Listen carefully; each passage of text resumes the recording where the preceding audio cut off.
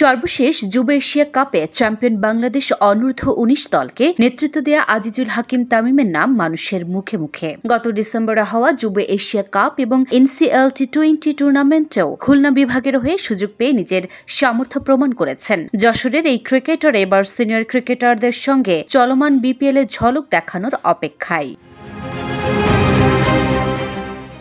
NCL এ খুলনা বিভাগের অধিনায়ক নুরুল হাসান সোহানের মনে ধরে তামিমকে। ফলস্বরূপ BPL শুরুর আগেই যুব তারকাকে দলে ভেড়ায় সোহানের রংপুর রাইডার্স। শুরুর 2 ম্যাচে একাদশে জায়গা না পেলেও সবশেষ ম্যাচে রংপুরের হয়ে খেলেছেন আজিজুল হাকিম তামিম, যদিও সেদিন ব্যাট হাতে কিছু দেখাতে পারেননি।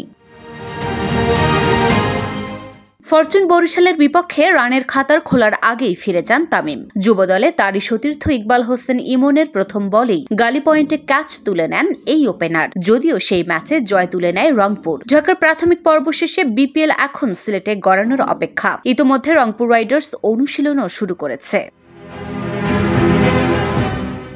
আজ দুপুরের পর থেকে সিলেট স্টেডিয়ামের আউটারে অনুশীলন শুরু করে রংপুর। এদিন সেন্টার উইকেটের নেটে দীর্ঘ সময় ব্যাটিং করতে দেখা গেছে আজিজুল তামিমকে। মূল ম্যাচে তিনি ব্যাট হাতে অবদান রাখতে প্রস্তুত হচ্ছেন। নেট বোলারদের বল একের পর এক সীমানা ছাড়া করতে দেখা যায় তামিমকে। এছাড়া রংপুরের ইফতিখার আহমেদের বলেও বড় শট খেলেছেন।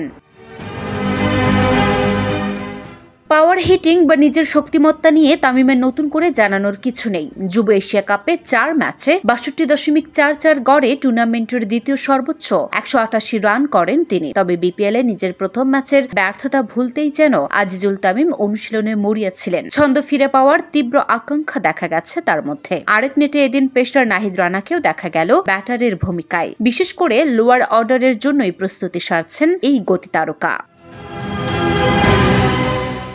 Luna Afroz Nipa, Dhaka post.